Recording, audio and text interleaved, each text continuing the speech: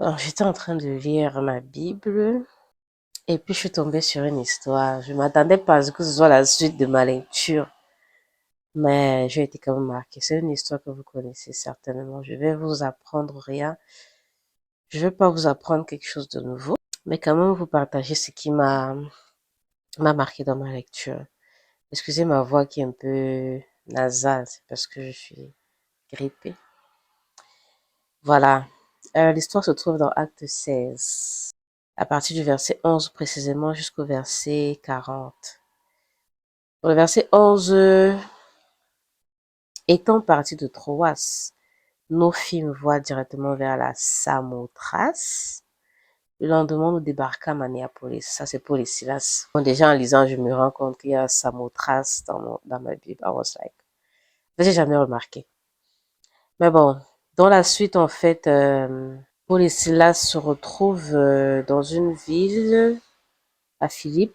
Ils rencontrent des femmes là-bas, parmi lesquelles une femme nommée Lydie.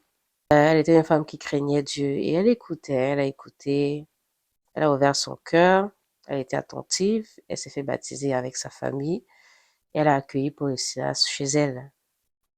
À partir du verset 16, Paul et Silas allaient au lieu de prière et il y avait une servante qui avait un esprit de python. Et cet esprit de python la possédait. Elle était devin. Donc, et avec cette divination qu'elle faisait par l'esprit de python, les gains de cela allaient à ses maîtres. Ça, c'est l'histoire paraphrasée. Dans le verset 17, elle le suivait pour les Silas tout le temps et elle criait derrière eux, ces hommes sont les serviteurs du Dieu très haut. Et ce qui vous annonce, c'est la voie du salut, etc. Tellement Paul était fatigué, il s'est retourné vers la femme. Il a dit à l'esprit, je t'ordonne au nom de Jésus de sortir d'elle. Et à l'instant, l'esprit est sorti de la femme. Verset 19. Les maîtres de la servante, voyant disparaître l'espoir de leur gain, se saisirent de Paul et de Silas et les traînèrent sur la place publique devant les magistrats. C'était pour se plaindre devant les magistrats. Et c'était quoi l'objet de leur plainte? Verset 20. Ils les présentèrent au prêteur en disant, ces hommes troublent notre ville. Ce sont des juifs qui annoncent des coutumes qui ne nous est permis ni de recevoir ni de suivre à nous qui sommes romains. La foule s'est soulevée contre eux. Les prêteurs ont fait arracher leurs vêtements. Ils ont ordonné qu'on les bâtit de verges. Et après qu'on les a chargés de coups, on les a jetés en prison, en recommandant aux geôliers de les garder sûrement. Donc vous voyez, en fait, pour un bien qu'ils ont fait, ils ont délivré cette femme.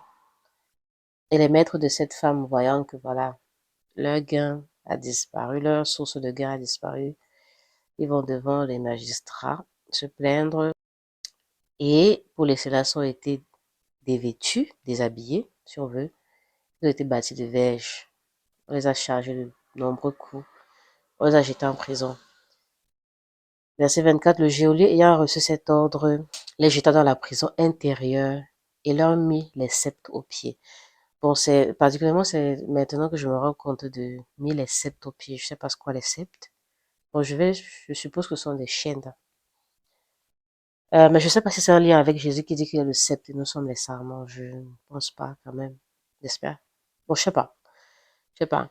Maintenant, c'est quand je finis de lire ça, j'arrive au verset 25, je me dis, et je me rends compte que, ah, donc c'est l'histoire si.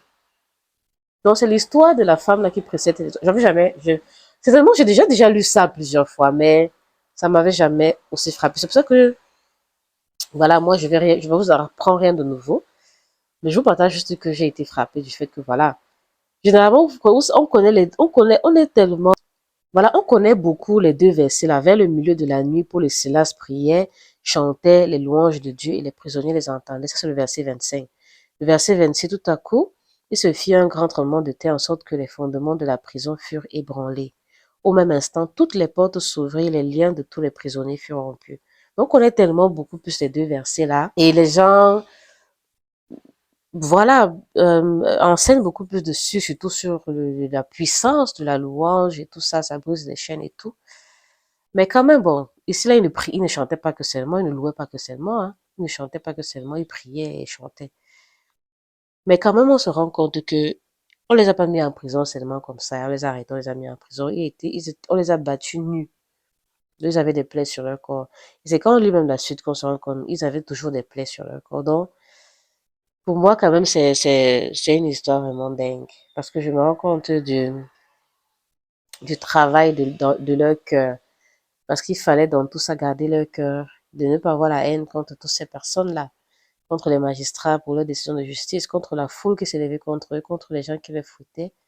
Donc c'était vraiment, à ce moment-là, vraiment intense. Et ils devaient garder leur cœur pur pour le Seigneur. Et s'ils se retrouvent comme ça, en train de prier, chanter, c'est que vraiment il y a une victoire dans leur cœur, de l'amour contre la haine.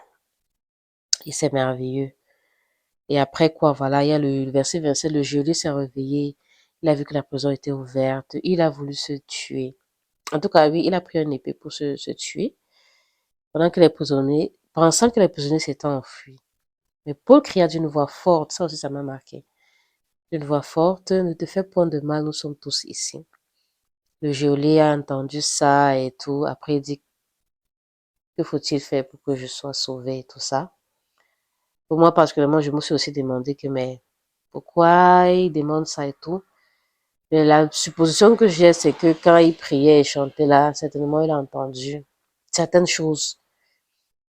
Et je vois aussi quand même que Dieu a fait concourir toutes les situations en fait, la situation, leur emprisonnement, au fait que le geôlier soit sauvé. Et il n'a même pas été lui seul sauvé, mais sa famille aussi.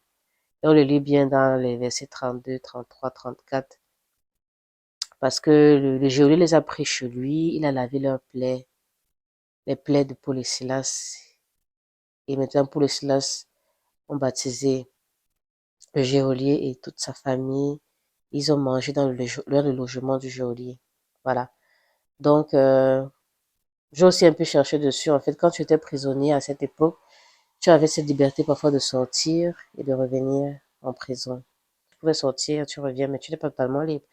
Il fallait que par une décision de justice, on te libère. Et ça se voit bien dans la suite des versets 35 et tout ça, parce que c'est le matin que les prêteurs maintenant ont envoyé les lecteurs pour dire au geôlier de relâcher les hommes. Donc, ça sous-entend que voilà, le soir qu'ils sont allés manger chez le geôlier là, après ils sont repartis en prison, parce que on est venu demander au geôlier de les relâcher. Et puis voilà, la suite vous pouvez la lire. Paul et Silas ont exigé qu'ils viennent eux-mêmes leur demander de sortir parce qu'ils sont romains et tout ça. Bon, voilà l'histoire.